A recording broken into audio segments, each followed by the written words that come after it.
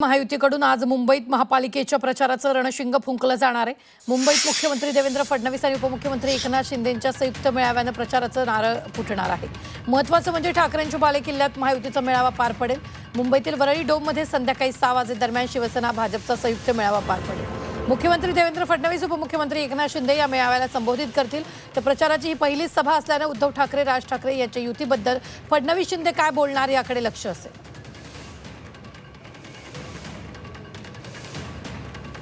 तर तिथला आढावा घेतलेला आमचे प्रतिनिधी ओम देशमुख यांनी पाहूया।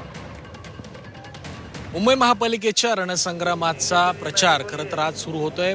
राज्याचे मुख्यमंत्री देवेंद्र फडणवीस आणि महायुतीचे दुसरे नेते शिवसेनेचे प्रमुख नेते एकनाथ शिंदे यांच्या दोघांच्या उपस्थितीमध्ये वरळीच्या NSCI डोममध्ये संध्याकाळी एक महायुतीचा संयुक्त मेळावा पार पडतोय। आपण सध्या डोममध्येच आहोत आणि आता या ठिकाणी या सगळ्या मेळाव्याची तयारी सध्या सुरू झालेली आहे।